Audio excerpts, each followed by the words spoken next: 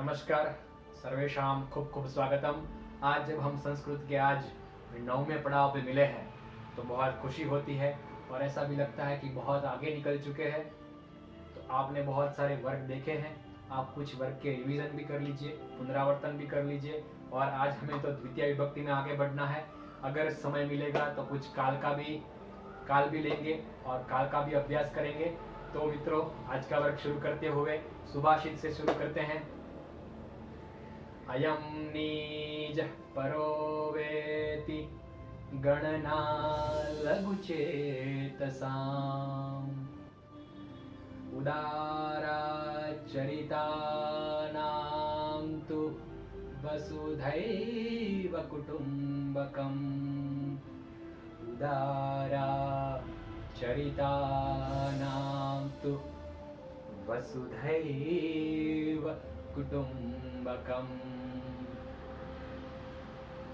वयं यत् सुभाषितं श्रुतवन्तः तस्य अर्थः एवमस्ति। लोके विविधाः जनाः भवन्ति। के जनाः लघुमनस्काः सन्ति। ते चिन्तयन्ति एषः मम जनः, सः मम जनः न, एषः मम जनः न, एषः मम जनः इति चिन्तयन्ति। किन्तु महात्मानः, महापुरुषाः, सन्ताः किं चिन्तयन्ति? ते चिन्तयन्ति एषः जगतः मम अस्ति, पूर्णप्रपञ्चः मम कुटुम्बः, गुरुकुटुम्बः, मम कुटुम्बः, लघुकुटुम्बः, एषः जगतः मम गुरुकुटुम्बः, पूर्णप्रपञ्चः मम जगतः, सर्वे जनाः मम जनाः सन्ति, कोऽपि भेदः नास्ति इति चिन्तयन्ति इति सुभाषितं वदति। ठीक। संसार में कई लोग लघु चिंतन करते हैं, कई लोग गुरु चिंतन करते हैं, कई लोग छोटी सोच के होते हैं, कई लोग बड़ी सोच के होते हैं। जिसका हृदय विशाल है, जिसका हृदय लघु नहीं है, जो बड़ा सोचता है, जो संकुचित नहीं है, जो व्यापक है, जिसका हृदय व्यापक है, वही लोग हैं जो वसुधैव कुटुम्बकम अपना सकते हैं। जिसको कोई अपेक्षा नहीं होती है, जिसको कोई मुश्किल नहीं होती है, जिसको कोई शिकायत नहीं होती है, वह यह जगत में अपने कुटुंब को समझ के रह सकता है। उसका दृष्टिकोण बदलता है। मित्रों, आजकल हम एक वैचारिक युद्ध से गुजर रहे हैं। यह सदी ही ऐसी है जिसमें युद्ध, वैचारिक युद्ध हो रहे हैं।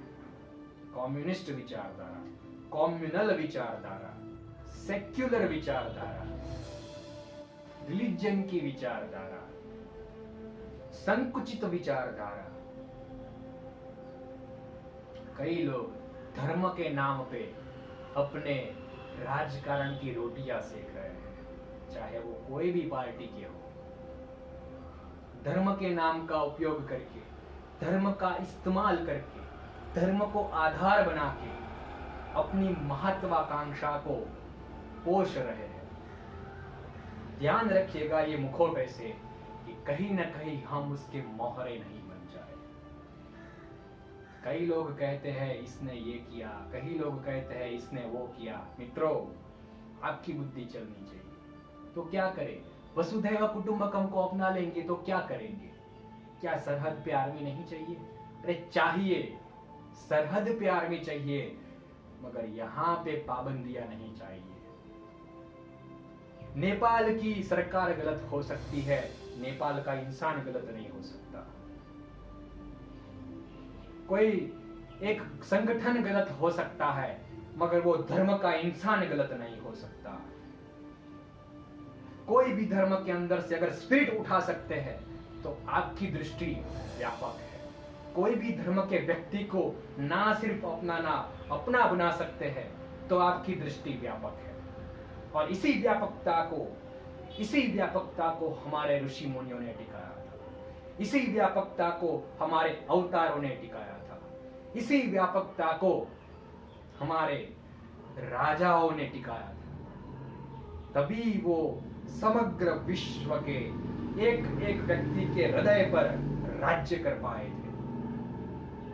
हृदय सम्राट तभी बन पाए थे जब उन्होंने व्यापक दृष्टिकोण अपनाया था। किसी इंसान को उसके धर्म, मजहब या जाति से नाप कर उसको नहीं देखा जा सकता, या उसको नहीं नापा जा सकता, या उसको नहीं अपनाया जा सकता। इंसान का काम क्या है? इंसान का काम है ऐसी सोच से बचना। भगवान को आज प्रार्थना करनी है ऐसी सोच से रक्षा करना जो हमें भड़काते हैं, जो धर्म के नाम पे, तिलक के नाम पे, मजहब के नाम पे, अल्लाह के नाम पे, यीशु के नाम पे हमें भड़काते हैं। याद रखिएगा ऐसे इंसान से, ऐसी सोच से और ऐसी पॉलिटिकल विचारधारा से कि जो हमें, आपको, हम सबको एक गलत राह पे ना पहुंचाए, एक ऐसी राह पे कि जिसके अंत पे जब देखते हैं तब सिर्फ और सिर्फ खाई ही हो और कोई रास्ता ही नहीं। मित्रों, आज का वर्ग हमारा भाषण का नहीं है, आज का वर्ग हमारा संस्कृत का है। द्वितीय विभक्ति को शुरू करते हुए आज का वर्ग शुरू करते हैं। ओके, तो हम द्वितीय विभक्ति का शुरुआत करते हैं।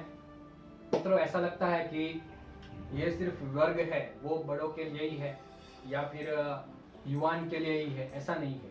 ये वर्ग, ये हमारी पूरी सीरीज 5 साल के बच्चे के लिए भी है, वो भी इसको समझ सकता है। जो बोलना सीख गया, जो लिखना सीख गया, 7 साल के, 8 साल के, 15 साल के, 20 साल के और बुजुर्ग भी इसको सीख सकते हैं। क्योंकि ये पूरे लेक्चर की सीरीज मेरे घर में मैं ले चुका हूँ और मेरे घर के सभी सदस्य ये सभी लेक्चर को पढ़ चुके हैं, सीख चुके हैं, तभी हम इसको अपना रहे हैं।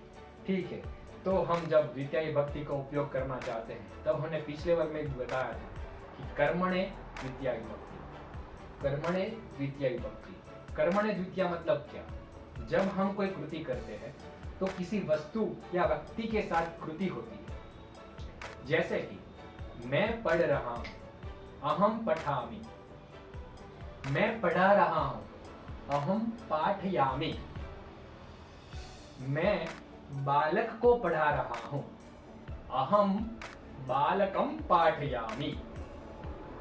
अगर बालक की जगह मैं 2 बालक को पढ़ा रहा हूं, अहम बालकौ पाठयामि।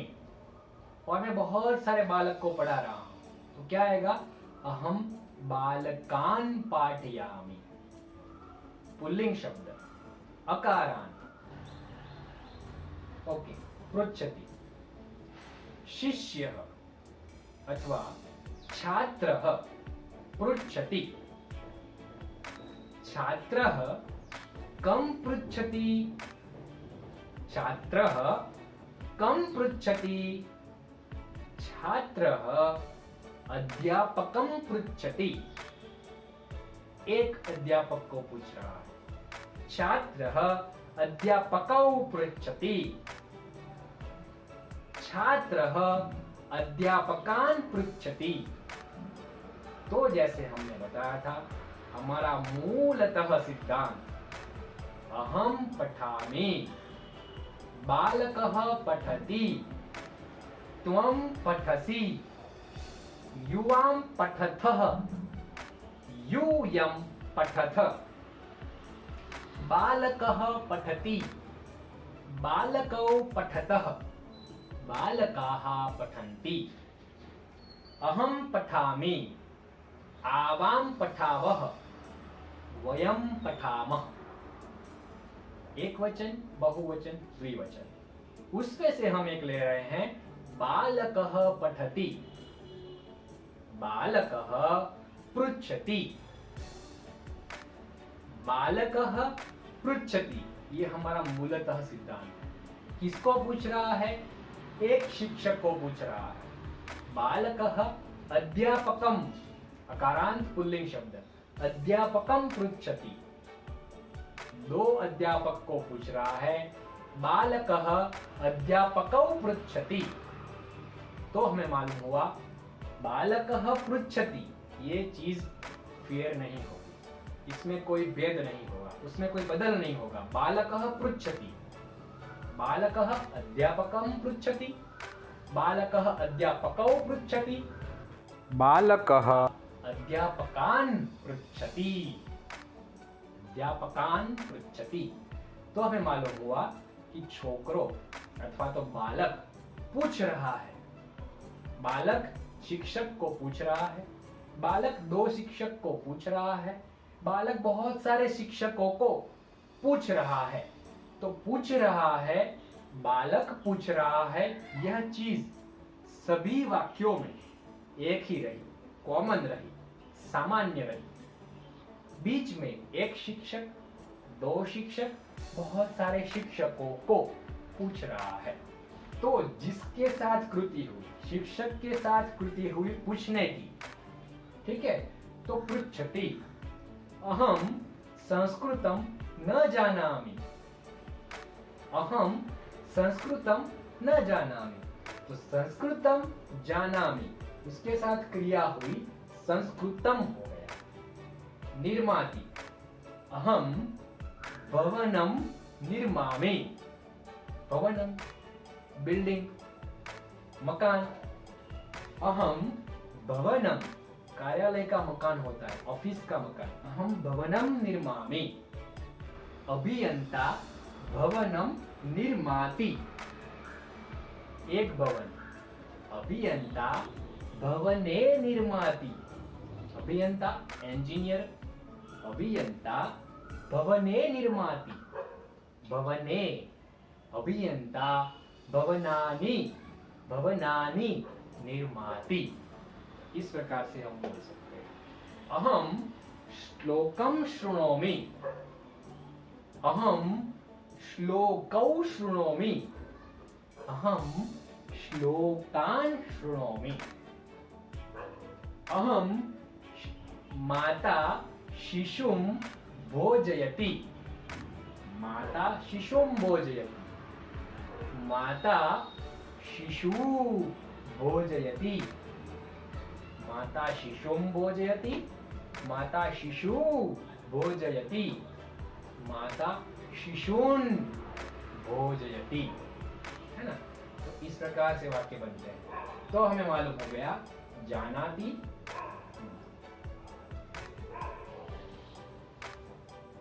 जानाति, ठीक है, पृच्छति, पश्यति, खादति, भोजयति, खादति खा रहा है, भोजयति खाना खिला रहा है, निर्माति बना रहा है, शृणोति सुन रहा है, पठति पाठयति पढ़ा रहा है, पढ़ रहा है पढ़ा रहा है, आह्वयति बुला रहा है, आह्वान कर रहा है, इच्छति इच्छा कर रहा है। अहम मोदकम खादितुम इच्छामि, पालयति पालन कर रहा है, बालक पिता बालकम पालयति, पिता बालकौ पालयति, पिता बालकान् पालयति। ददाति, ददाति मतलब दे रहा। अहम धनम ददामि, अहम पुस्तकम ददामि, अहम जलकूपीं ददामि, अहम द्विचक्रिकां चालयामि। मगर मुझे ऐसा कहना है, अहम धनम ददामि, अहम भिक्षुकाय धनम ददामि, अहम धनम ददामि, अहम भिक्षुकाय धनम ददामि। तो भिक्षुकम नहीं आएगा। क्यों नहीं आएगा? आगे की विभक्ति पढ़ेंगे तब। अभी हम द्वितीय विभक्ति पढ़ रहे हैं। अहम अहम गच्छामि, अहम पाठशालां गच्छामि, अहम गृहं गच्छामि, अहम पुस्तकालयं गच्छामि, अहम आपणं गच्छामि, अहम चालयामि, अहम चालयामि मैं चला रहा हूं, अहम द्विचक्रिकां चालयामि, कुत्र चालयति, अहम द्विचक्रिकां चालयामि, कुत्र चालयति, अहम वाटिकायां द्विचक्रिकां चालयामि, अहम क्रीडांगणे द्विचक्रिकां चालयामि, अहम पत्रं नयामि, अहम पुस्तकं नयामि, अहम बालकाय पुस्तकं नयामि, बालकाय, तो ये विभक्ति बदल जाती है तो आएंगे वाक्य, मगर अभी हमें जो वाक्य बनाना है कर्मणे द्वितीया, है ना। तो जैसे हमने पुल्लिंग शब्द कुछ देखे, कुछ स्त्रीलिंग शब्द देखे, द्विचक्रिका कन्या शब्द जैसा है, आकारांत स्त्रीलिंग शब्द है, वैसे ही अकारांत पुल्लिंग शब्द भी हमने कुछ देखे। वैसे ही अगर युवती शब्द देख, जैसे देखना है अहम युवकं पाठयामि, अहम युवकौ पाठयामि, अहम युवकान् पाठयामि, अहम युवतीं पाठयामि, अहम युवत्यौ पाठयामि, अहम युवतीः पाठयामि, अहम कन्यां भोजयामि, अथवा माता कन्यां भोजयति, माता कन्ये भोजयति, माता कन्याः भोजयति, है ना। वैसे ही आहवयति अगर लेना है, सह धेनुं आहवयति, सह धेनुं आहवयति, सह धेनुं आहवयति, सह धेनुं आहवयति, सह धेनुः आहवयति, है ना। तो इस प्रकार से वाक्य प्रयोग बनते हैं। अभी हम द्वितीया विभक्ति के स्टेप बाय स्टेप अकारांत पुल्लिंग शब्द और फिर उकारांत, इकारांत और ऋकारांत पुल्लिंग शब्द, फिर स्त्रीलिंग शब्द और नपुंसकलिंग शब्द देखते हैं। ठीक है, तो जैसे हम देख सकते हैं कि हमने प्रथमा विभक्ति और षष्ठी विभक्ति का पूर्णतः अभ्यास कर लिया है। अकारांत पुल्लिंग शब्द युवक शब्द है, जैसे युवकः, बालकः, अध्यापकः, शिक्षकः, देवः वगैरह वगैरह शब्द हम ले सकते हैं। ये प्रतिनिधि के रूप में युवक शब्द लिया है, युवकः, युवकौ, युवकाः, ये हमको पता है प्रथमा विभक्ति है। और षष्ठी विभक्ति जैसे हम पढ़ गए हैं, युवकस्य, युवकयोः, युवकानां, है ना। मगर द्वितीय विभक्ति जैसे हमने बताया, शिक्षकः युवकं पाठयति, शिक्षकः युवकौ पाठयति, शिक्षकः युवकान् पाठयति। कितना सरल है। वैसे ही अगर देखा जाए तो कविम, कवि, कविन, प्रथमा विभक्ति पहले देख लेते हैं। कवि ही ह्रस्व इकारांत शब्द, कवि ही, कवि, कवयः। षष्ठी विभक्ति होती है कवेः, कव्योः, कवीनां, है ना। अहम कवेः काव्यं शृणोमि, युवां कव्योः काव्यं शृणुतः, यूयं कवीनां काव्यं शृणुथ, है ना। तो वैसे ही अगर हमें बनाना है दूसरी विभक्ति, द्वितीय विभक्ति कर्मणि, अहम कविं शृणोमि, अहम कवि शृणोमि, अहम कवीन् शृणोमि, है ना। तो मैं कवि को सुन रहा हूं, मैं कवि को देख रहा हूं। अहम कविम पश्यामि, त्वम कविम पश्यसि, त्वम कवि पश्यसि, त्वम कवीन पश्यथ, त्वम कवीन पश्यसि, है ना। इस प्रकार से द्वितीय विभक्ति हमने देखी। फिर अगर साधु शब्द लेते हैं, गुरु शब्द भी ले सकते हैं, साधु शब्द भी ले सकते हैं। इकारांत के अंदर भी हमें मालूम है कवि के साथ साथ कौन से शब्द आते हैं। अतिथि शब्द आता है, ऋषि शब्द आता है, वगैरह वगैरह, मुनि शब्द आता है, वगैरह वगैरह शब्द ले सकते हैं। वैसे ही उकारांत पुल्लिंग के अंदर साधु शब्द आता है, गुरु शब्द आता है। तो साधु और गुरु में कैसा है? साधु, साधु, साधवः, साधु वनम गच्छति, साधु वनम गच्छत, साधु वनम गच्छत, साधवः वनम गच्छन्ति, अहम साधोः कार्यं करोमि, अहम साधवोः वस्त्रं प्रक्षालयामि, अहम साधूनां लेखम लिखामि। तो जैसे संबंध दर्शक शब्द षष्ठी विभक्ति का आता है, वैसे मैं साधु को नमन कर रहा हूं। अहम साधुं नमस्कारं करोमि, अहम साधु नमस्कारं करोमि, अहम साधून नमस्कारं करोमि, है ना।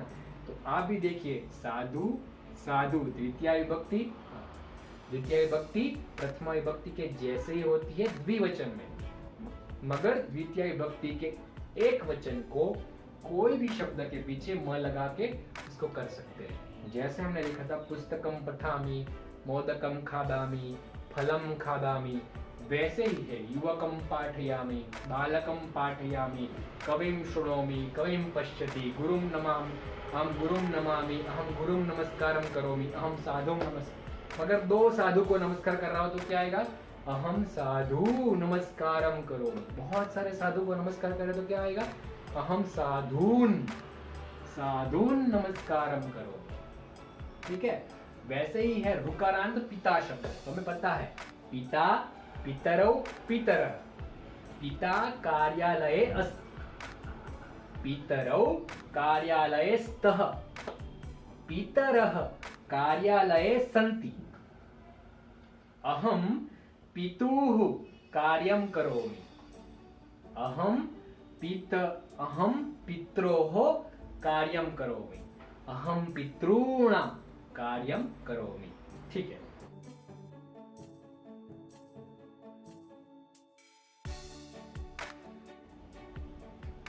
ठीक है।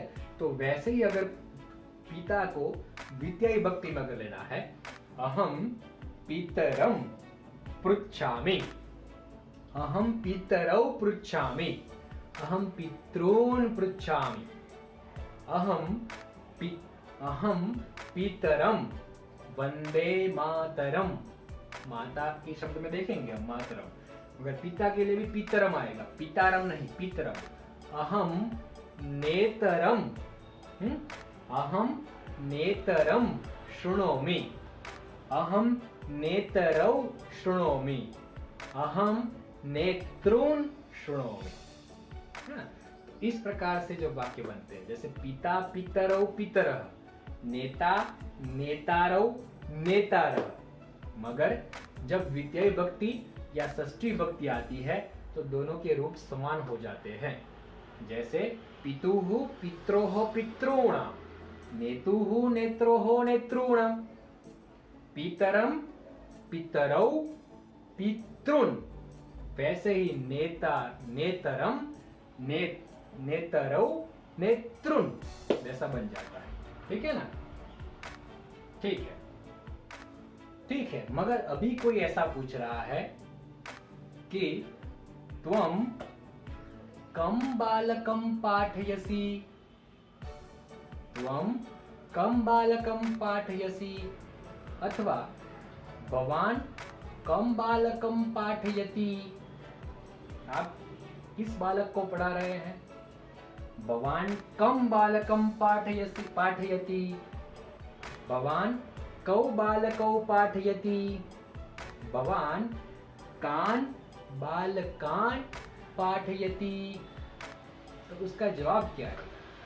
दोनों में से जवाब आएगा, ऐसा दे सकते हैं जवाब। वो बोलेगा अहम एतम बालकम पाठयामि, अहम एतौ बालकौ पाठयामि, अहम एतान बालकान पाठयामि। है ना? एषः बालकः, सः बालकः, एतौ बालकौ, तौ बालकौ, एते बालकाः, ते बालकाः। है ना? तो वैसे ही द्वितीय विभक्ति, जैसे हमने षष्ठी विभक्ति देखी थी, अहम एतस्य बालकस्य वस्त्रम प्रक्षालयामि। अभी देखिए वाक्य बनेगा लंबा, बाद में देखते हैं। अहम एतयोः बालकयोः वस्त्रम प्रक्षालयामि, अहम एतेषां बालकानां वस्त्रम प्रक्षालयामि। मगर पुल्लिंग शब्द लेते हैं, अहम एतस्य बालकस्य ग्रंथम पठामि। हमको मालूम है ग्रंथ पुल्लिंग शब्द है, तो द्वितीय विभक्ति लगी ना यहाँ पे। देखो वाक्य लंबा बना, अहम एतस्य बालकस्य ग्रंथम पठामि, अहम एतयोः बालकयोः ग्रंथौ पठामि, अहम एतेषां बालकानां ग्रंथान पठामि। अब तक हम क्या बोलते थे षष्ठी विभक्ति के वाक्य के वक्त? अहम एतस्य बालकस्य कार्यं करोमि, अहम एतयोः बालकयोः ग्रंथं पठामि, अहम एतेषां बालकानां ग्रंथं पठामि। मगर एक बालक के बहुत सारे ग्रंथ भी हो सकते हैं, एक कवि के बहुत सारे ग्रंथ हो सकते हैं, एक लेखक के बहुत सारे ग्रंथ हो सकते हैं। अहम तस्य लेखकस्य ग्रंथं पठामि, अहम तयोः लेखकयोः ग्रंथौ पठामि, अहम तेषां लेखकानां ग्रंथान पठामि। देखिए कितना सुंदर वाक्य बन सकते हैं, ठीक है ना? इस तरह से हमें द्वितीय विभक्ति का उपयोग करना है। तो हम कह सकते हैं एतम एतौ एतान, अहम एतम बालकम पाठयामि, अहम एतौ बालकौ पाठयामि, अहम एतान बालकान पाठयामि। तो पूछेगा भवान कम बालकम पाठयति, भवान कौ बालकौ पाठयति, भवान कान बालकान पाठयति, अहम एतम बालकम पाठयामि, अहम एतौ बालकौ पाठयामि, अहम एतान बालकान पाठयामि। है ना? तो कितना शुद्ध रूप से हम बना सकते हैं, है ना? ठीक है। तो हमने अभी पुल्लिंग शब्द देखे, अकारांत, ह्रस्व इकारांत, ह्रस्व उकारांत और उकारांत। उसकी प्रथमा, षष्ठी और द्वितीय विभक्ति को देख चुके। अब हम वैसे ही स्त्रीलिंग के अंदर आकारांत कन्या शब्द देखते हैं। कन्या, कन्ये, कन्याः, कन्या पठति, कन्ये पठतः, कन्याः पठन्ति। है ना? अग्रजा पठति, अग्रजे पठतः, अग्रजाः पठन्ति। षष्ठी विभक्ति क्या आती थी? तो हमें मालूम है, अहम कन्यायाः गृहकार्यं करोमि, अहम कन्ययोः गृहकार्यं करोमि, अहम कन्यानां गृहकार्यं करोमि। है ना? वैसे ही हम बना सकते हैं कन्याम शब्द आ गया। कन्याम शब्द क्या है? अहम कन्यां पृच्छामि, अहम कन्ये पृच्छामि, अहम कन्याः पृच्छामि। शिक्षकः कन्यां पाठयति, शिक्षकः कन्ये पाठयति, शिक्षकः कन्याः पाठयति। गुरुः कन्यां, गुरुः कन्यां आह्वयति, गुरुः कन्ये आह्वयति, गुरुः कन्याः आह्वयति। ठीक है, तो हमें मालूम हो गया कन्या शब्द।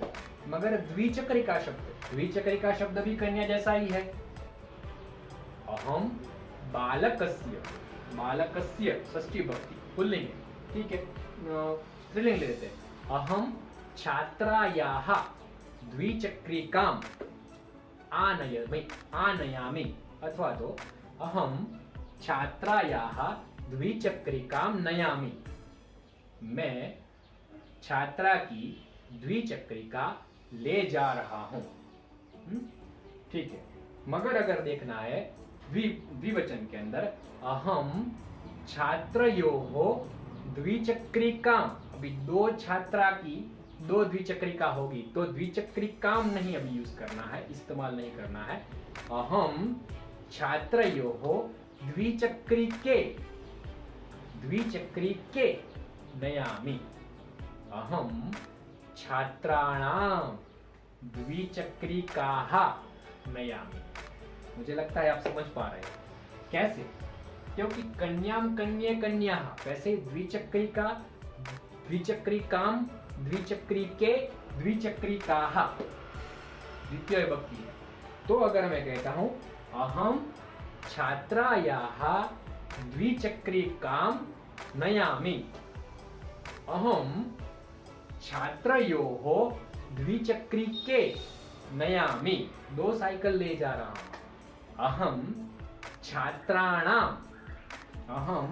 छात्राणाम द्विचक्रिकाः नयामि। इस प्रकार से वाक्य बनता है। ठीक है, तो वाक्य लंबा बना, अभी हमको मालूम हो गया कि हम हर बार बोलते थे अहम फलम खादामि, फल शब्द आएगा तभी लेंगे उसको। मगर हमें मालूम हो गया अहम द्विचक्रिकाम नयामि, अहम कन्यायाः द्विचक्रिकाम नयामि, मगर दो कन्या के लिए दो द्विचक्रिका। अभी तक क्या बोलते थे, अहम कन्यायाः द्विचक्रिकाम नयामि, अहम कन्ययोः द्विचक्रिकाम नयामि, अहम कन्यानाम द्विचक्रिकाम नयामि। अभी अगर बोलना है एक कन्या के लिए एक द्विचक्रिका, दो कन्या के लिए दो द्विचक्रिका और बहुत सारी कन्या के लिए बहुत सारी द्विचक्रिका ला रहा हूं, तो ऐसा मैं बोल सकता हूं, अहम कन्यायाः द्विचक्रिकाम नयामि, अहम कन्ययोः द्विचक्रिके नयामि, अहम कन्यानाम द्विचक्रिकाः नयामि। कन्या के लिए नहीं है, यहाँ पे कन्या की द्विचक्रिका ला रहा हूं मैं, दो कन्या की द्विचक्रिका ला रहा हूं मैं, बहुत सारी कन्या की द्विचक्रिका ला रहा हूं। कन्या के लिए अलग विभक्ति हो जाएगी, कन्या की द्विचक्रिका ला रहा हूं मतलब कि कन्या की द्विचक्रिका मैंने ली थी, अभी वापस उसको दे रहा हूं। इस प्रकार से बात हो रही है। ठीक है, बहुत ज्यादा अंदर नहीं जाएंगे। अभी इकारांत, दीर्घ इकारांत स्त्रीलिंग शब्द, युवती शब्द, जैसे हमने देखा था युवती गच्छति, युवत्यौ गच्छतः, युवत्यः गच्छन्ति, है ना? वैसे ही युवत्याः युवत्योः युवतीनां, अहम युवत्याः पुस्तकं पठामि, अहम युवत्योः पुस्तकं पठामि, अहम युवतीनां पुस्तकं पठामि, ऐसा ही बोलते थे हम, है ना? वैसे ही अहम युवतीं पृच्छामि, अहम युवत्यौ पृच्छामि, अहम युवतीः पृच्छामि। ठीक है, वैसे ही भूमि शब्द है, भूमिः भूमि भूमयः, भूमेः अथवा भूम्याः भूम्योः भूमीनां, है ना? अहम भूमेः काव्यं लिखामि अथवा अहम भूम्याः काव्यं लिखामि, अहम भूम्योः काव्यं लिखामि, अहम भूमीनां काव्यं लिखामि। अभी मैं पूछ रहा हूं, अहम भूमिं पृच्छामि, अहम भूमिं भोजयामि, अहम भूमि भोजयामि, लड़की है दो भूमि है, अहम भूमि ही भोजयामि, मैं खाना खिला रहा हूं बहुत सारी भूमि नाम की लड़कियों, ऐसा आ सकता है। फिर हमने देखा था उकारांत धेनु शब्द, धेनु शब्द धेनुः धेनु धेनवः, धेनुः दुग्धं ददाति, धेनु दुग्धं दत्तः, धेनवः दुग्धं ददति। अब देख लीजिए आगे के वर्ग में रिपीटेशन कर लीजिए, आपको मालूम हो जाएगा कैसे आया है। धेनोः अहम धेनोः सेवां करोमि अथवा अहम धेनवाः सेवां करोमि, अहम धेन्वोः सेवां करोमि, अहम धेनूनां सेवां करोमि। अहम धेनुं पालयामि, भगवान बोल रहे हैं, अहम धेनुं पालयामि, अहम धेनुं पालयामि, अहम धेनुः पालयामि। ठीक है, इस प्रकार से वाक्य बन सकता है। वैसे ही हमने देखा था स्त्रीलिंग के अंदर दीर्घ उकारांत वधु शब्द और ऋकारांत माता शब्द। तो दीर्घ उकारांत वधु शब्द वधूः वध्वौ वध्वः, वधूः मंदिरं गच्छति, वध्वौ मंदिरं गच्छतः, वध्वः मंदिरं गच्छन्ति। वैसे ही अहम वध्वाः कार्यं करोमि, अहम वध्वोः कार्यं करोमि, अहम वधूनां कार्यं करोमि। मगर द्वितीय विभक्ति अहम वधूं पश्यामि, अहम वध्वौ पश्यामि, अहम वधूः पश्यामि, अथवा अहम वधूं पृच्छामि, अहम वध्वौ पृच्छामि, अहम वधूः पृच्छामि, अहम वधूं आह्वयामि, अहम वधुवौ आह्वयामि, अहम वधूः आह्वयामि। वैसे ही ऋकारांत माता शब्द अहम, ओके पहले लेते माता, मातरौ मातरः, माता पठति, मातरौ पठतः, मातरः पठन्ति। युवकः मातुः सेवां करोति, युवकः मात्रोः सेवां करोति, युवकः मातॄणां सेवां करोति। मगर हमें देखना है द्वितीय विभक्ति, युवकः मातरं नमस्कारं करोति, युवकः मातरौ नमस्कारं करोति, युवकः मातृः नमस्कारं करोति। तो इस प्रकार से पुल्लिंग स्त्रीलिंग के शब्द जो हमने देखे, वैसे ही अगर स्त्रीलिंग के शब्द देखने हैं, ठीक है ना, तो स्त्रीलिंग के शब्द क्या आएंगे? तत्सर्वनाम, एतत् सर्वनाम और किम सर्वनाम। अगर मैं पूछता हूं भवान काम युवतीं पाठयति, भवान के युवत्यौ पाठयति, भवान काः युवतीः पाठयति, भवान कां युवतीं पाठयति, भवान के युवत्यौ पाठयति, भवान काः युवतीः पाठयति, भवान कां कन्यां पृच्छति, भवान के कन्ये पृच्छति, भवान काः कन्याः पृच्छति। तो भवान क्या जवाब देंगे? अहम एतां कन्यां पाठयामि, अहम एते कन्ये पाठयामि, अहम एताः कन्याः पाठयामि। वैसे ही अहम तां कन्यां पृच्छामि, अहम ते कन्ये पृच्छामि, अहम ताः कन्याः पृच्छामि। आप भी इस प्रकार से पुल्लिंग स्त्रीलिंग के वाक्य बना सकते हैं। ठीक है, वैसे ही मित्रों हमने क्या देखा था?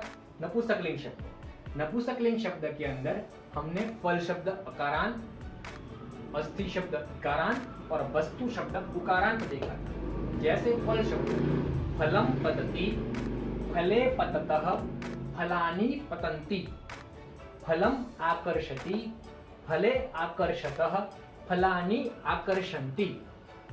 अहम फलस्य रसं पिबामि, अहम फलयोः रसं पिबामि, अहम फलानां रसं पिबामि।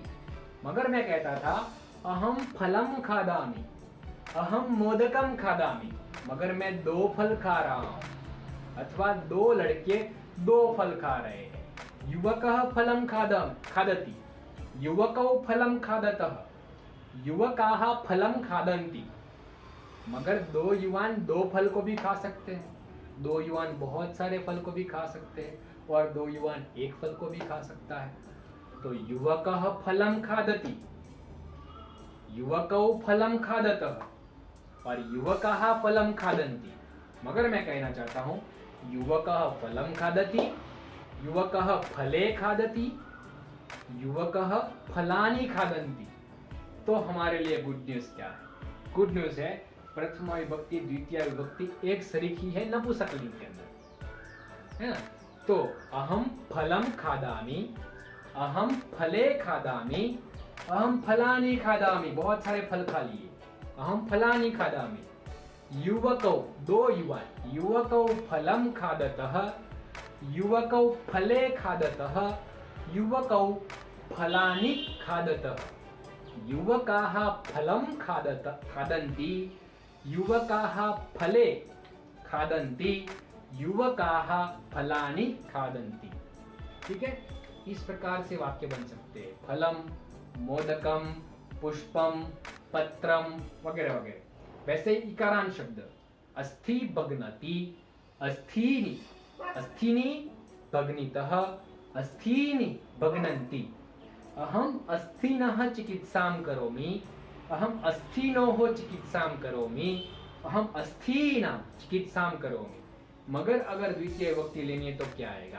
तो अस्थि, अस्थिनि, अस्थीनि।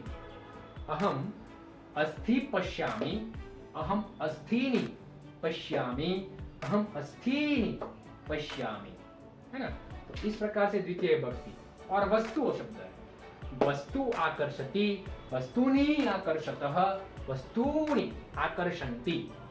अहम वस्तुनः मूल्यं पृच्छामि, अहम वस्तुनः मूल्यं पृच्छामि, अहम वस्तूनां मूल्यं पृच्छामि। मगर अगर द्वितीय विभक्ति बनानी है अहम वस्तु क्रीणामि, यहाँ पे हमारी परीक्षा हो जाती है। क्या लोग बोल देंगे? अहम वस्तुं क्रीणामि, गलत है। अहम वस्तु क्रीणामि, अहम वस्तूनि क्रीणामि, अहम वस्तूनि क्रीणामि। मैं बहुत सारी चीजें खरीद रहा हूँ, मैं एक चीज खरीद रहा हूँ, अहम वस्तु क्रीणामि। ठीक है, वैसे ही दधि शब्द है इकारांत, अहम दधि खादामि, दधीम खादामि नहीं आता है, दधि वो इकारांत नपुंसकलिंग शब्द है, दधि। फिर भी इकारांत नपुंसकलिंग शब्द होने के बावजूद एक्सेप्शन है, इसलिए हम वो पहले हमारे बिगिनिंग कोर्स में ये सीरीज में नहीं लेने वाले। संस्कृत लर्निंग कोर्स के पार्ट 2 मतलब कि दूसरी सीरीज में हम लेने वाले हैं। तो दधि शब्द नहीं लेंगे, मगर दधीम शब्द नहीं बोल सकते। अहम दधीम खादामि, अहम दधि खादामि। ठीक है, वैसे ही अहम वस्तु क्रीणामि, मैं खरीद रहा हूं, अहम वस्तूनि क्रीणामि, अहम वस्तूनि क्रीणामि। ठीक है, वैसे ही तत्, एतत् और किम सर्वनाम, तत्, एतत् और किम सर्वनाम।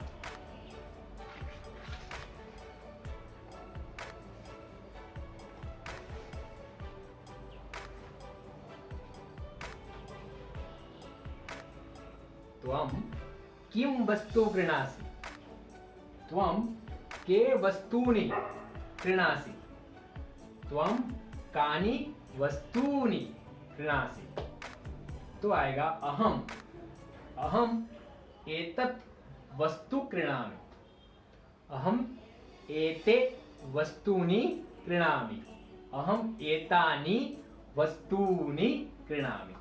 मैं ये चीज खरीद रहा हूं। अथवा तो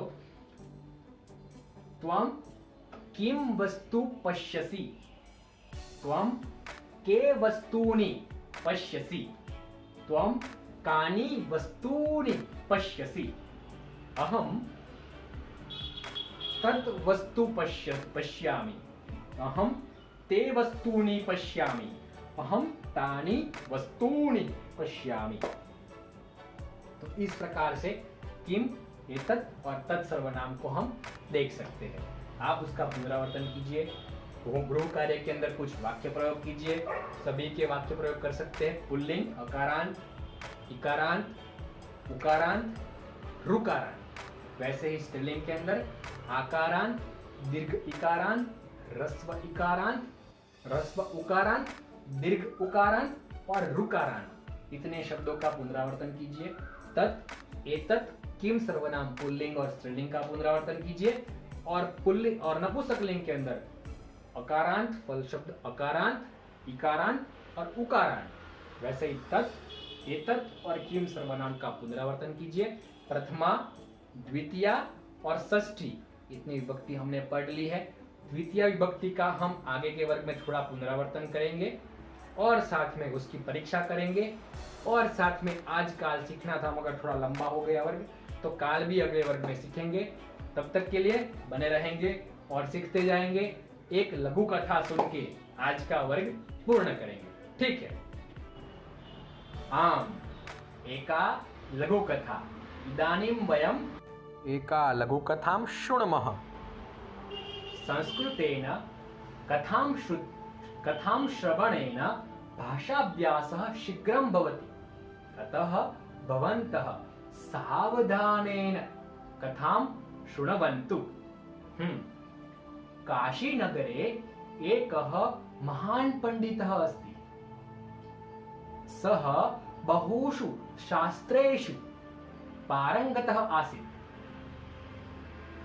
तस्य ख्यातिः सर्वत्र प्रसरति, अतः दूरदूरतः छात्राः तस्य समीपे अभ्यासं कर्तुम् आगच्छन्ति स्म।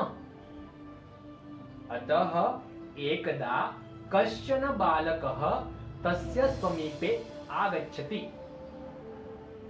सः पृच्छति, हे गुरो, अहं भवतः समीपे अभ्यासं कर्तुम् इच्छामि, मां शिष्यत्वेन स्वीकरोतु। गुरुः वदति, प्रथम अहं भवतः परीक्षां करोमि। गुरुः सर्वेषां छात्राणां बुद्धिपरीक्षां कृत्वा एव स्थानं स्वीकरोति। अतः तस्य बालकस्य बुद्धिपरीक्षां कर्तुम् एकं प्रश्नं पृष्टवान्। गुरुः पृच्छति स्म, हे बालक, देवः कुत्र अस्ति? सः बालकः चिन्तयति, तत्पश्चात् वदति, उत्तरं ददाति, भो गुरो, देवः कुत्र नास्ति, सः सर्वव्यापी अस्ति। इति छात्रस्य उत्तरं श्रुत्वा गुरोः बहु सन्तोषः भवति। अति आनन्देन सः तां छात्रम् आलिङ्गितवान्। सः वदति, भोः बालक, त्वं सत्यं वदसि, देवः सर्वत्रापि अस्ति, सः सर्वव्यापी अस्ति। भवान् अति बुद्धिमान् बालकः अस्ति, अतः भवन्तं शिष्यत्वेन अहं स्वीकरोमि, निश्चयेन स्वीकरोमि।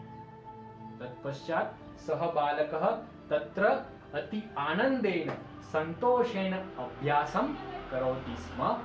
तत्पश्चात् गुरोः आशीर्वादं स्वीकरोति स्म। बुद्धिमान् बालकः, बुद्धिमान् छात्रः खलु? आम। तो मित्रों, ऐसे ही कुछ बातों के साथ और आगे के वर्ग में हम आज्ञार्थ को सीखना चाहेंगे। काल में हम आज्ञार्थ सीखने वाले हैं, इंपेरेटिव सेंटेंस। तो आज्ञार्थ सीखेंगे और उसके साथ हम संबोधन विभक्ति भी सीखेंगे। तो आज के लिए इतना ही, और द्वितीय विभक्ति की हम परीक्षा करेंगे, कुछ स्वाध्याय करेंगे, अभ्यास करेंगे। तो आज के लिए इतना ही। खूब खूब धन्यवाद आप सभी को। सर्वेषां धन्यवादः। सर्वेषां शुभ दिनम, शुभ रात्रि।